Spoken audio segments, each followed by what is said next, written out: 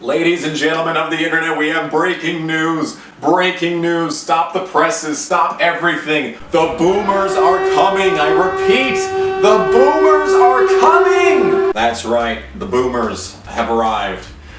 Oh my God. You know, I haven't done a good news in a while because when I'm not working, I'm pretending like I'm busy. But like, there's been a lot of news that has hit the scene lately that I have not covered and I probably should have covered, and in any other universe, a real news channel would have covered it. But this is good news, and the only good news is you're not going to believe this. Fuck yeah, bitch. You wish you had this hair. Former NASCAR CEO Brian France has filed a lawsuit in Connecticut against the person behind the parody Twitter account, Drunk Brian France. We live in a society. I can't take sides on this one. Drunk Brian France has become such an insufferable prat ever since he's gotten his first major taste of clout. When it was back in 2015 and he was just making fun of how stupid Brian France was, you know, it was all good. It was all nice and good. When he was just posting his shitty blogs, you know, it was all good. But now, like, he's got someone on the inside feeding him information that he's just throwing out there to the masses, you know, hopefully with the consent of the source, obviously. But, you know, he's just breaking these big stories that you probably could have guessed yourself, regardless. But at the same time, it's like, whatever. It's just like, you know, you could have probably guessed that Jimmy Johnson was retiring this year. You probably could have guessed that. That's not really a difficult assumption to make. But at the same time, the First Amendment, however, the First Amendment exists for a reason, for this exact reason, alright? So, does anyone know a good First Amendment lawyer who specializes in parody Twitter accounts? Kind of shit out of luck there, aren't you? You know, this would just be enough of a meme in its own. Just as a singularity, just as a single entity in this world. Brian France, the largest failure of a human being possibly to ever live. I'm just gonna put that out there. Is that libel? Is that libel? Perhaps. Perhaps. But you have Brian France, who is just a laughingstock of a human being. And the fact that a Twitter account titled Drunk Brian France, and the real Brian looks at that and says, hey, people could be mistaken that this is the real Brian France. Oh my God, you know, sometimes you absolutely could. You absolutely could mistake him. Like, let's just... But you all know the only reason that this is back as a good news, the boy's back at it. Here's why I feel the way I feel about these so-called parody accounts on social media. Some of them are actually what they claim to be. Humorous, harmless parodies of people who are well-known or prominent. But unfortunately, it often does not stop there. Many of these accounts, including at least 3 that I have had to deal with in the last couple of years, actually attempt to impersonate someone, making statements that are damaging to their reputations and/or careers.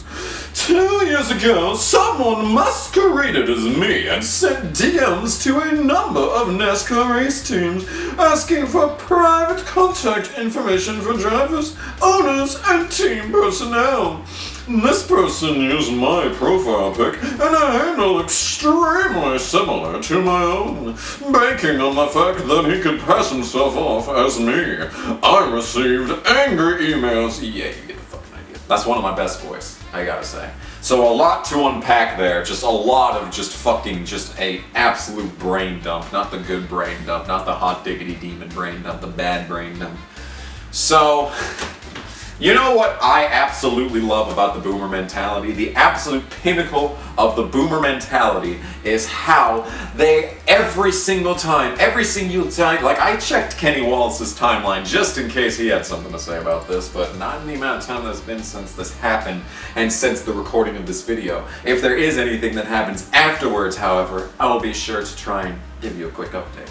In any case, but the most insufferable part about these fucking boomers is how they have the absolute gall to complain every single day, day in, day out, from the moment they wake up to the minute they go to sleep, to the minute that they pass out from all the fucking pills that they're on. From every waking moment, they're just like, oh, the younger generation is so sensitive about absolutely everything. Every little thing in this world is such a big strenuous strain on them. Oh, if only they were like us, macho, real Americans who could pull ourselves up by our bootstraps and get things done. These are the exact same fucking insufferable twats who will, just the minute that you even think about making a fake parody account of them on fucking Twitter, so some random kid in the middle of nowhere making a fake account with their profile name and for their profile picture and their name and just post dumb shit. Oh, then suddenly it's the end of the fucking world. The worst thing to ever fucking happen, guys. This is a cataclysmic event. Oh my god, we gotta shut down Twitter, we gotta shut everything down. These people need to be fucking arrested, they need to be sued. Like, get fucked. Get fucked. Get absolutely fucked. You're so full of shit. You're so absolutely full of shit because you got a point. You've got a point. There are people in this world that are sensitive. Y'all motherfuckers are included in the list! I don't get it, dude. I don't get it, man. I just don't. I just don't get why these guys have to be so full of themselves at every waking moment of the day. They are the highest and the mightiest out of everyone in the entire kingdom. And that's what it is. That's what it is. It's a power play. It's the same thing. It's the same thing that's going on. It's the clout. It's the fucking clout. That's all this is. Nothing about this is actually, there's no actual fucking moral underline to any of this. You can see that Dave Mooney is trying to preach from the mountaintops his good word because he's so virtuous and all that good shit. But it's not that. None of this is about fucking morals. It's about the clout. What they think you're trying to do when you make a parody account of them, they think you're trying to take their clout away from them. And a lot of this clout, sure, it's earned. Sure, you've earned it. I don't know how Dave Mooney's earned any fucking clout in his career, but some of these people on the internet who complain about parody accounts, they've earned some clout. But that's all it is. They don't want you infringing on their clout. To them, you are nothing. They may interact with you on Twitter, they may reply to your tweets every once in a while, they may press the button that gives the big red like that pops it up in your notifications and makes you feel all warm inside when you see, look at that, Kenny Wallace liked my tweet. Ah! But they don't give a shit about you. They don't give a shit about you. This is clear as fucking day. Brian France is suing a Twitter account with what? 10,000 followers? What is Brian France, Drunk Brian France? What is JL Steel? I can say him. I'm probably going to get, this video is probably going to be taken down because even though this is public information, it's probably going to be viewed as doxing, but I've known that John Steele has been behind I didn't know his first name was John, all I knew it was JL Steele. I thought it was James, honestly, but the point that I'm trying to make is that,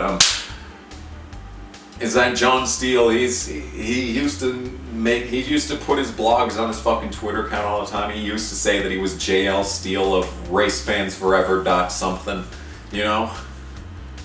He used to do that.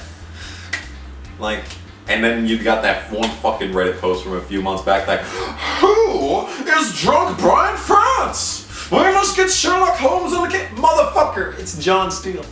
I knew this. I fucking just look at my Reddit account. It's one of my most recent posts from like 6 months ago. It's John Steele. Please, fucking, just don't even come at me with that shit, alright? Anyway, that kind of went off the rails. I don't even know where I was trying to go with this video. This was mostly just to mock Dave Moody, like, you know, most good news videos are. That's all the screen caps that I have, by the way. This is a developing story, so I doubt I'm gonna make a follow-up to it unless, you know, Moody says something stupid, but this was just too perfect. This was just too goddamn perfect. This is by the way, isn't this the funniest thing? Don't we just absolutely live in a society? Just don't we? We just live in a society. We just absolutely live in a society. It's a mad world out there, folks. It's only gonna get crazier. So strap in for the ride, because it's only gonna get weirder from here. Brian France is suing a Twitter account. What a fucking world.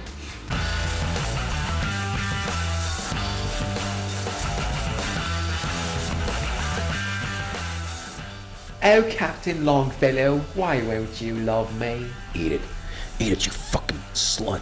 We're gonna call Ozzy. I've never talked to him in my life, but we're gonna call him up at 10 at night. And we're gonna talk about suitcases. Every moment that we spent apart was so bad. And now that we're finally together, I have to tell you. Eggs. Sandwich. Felicity. Felicity.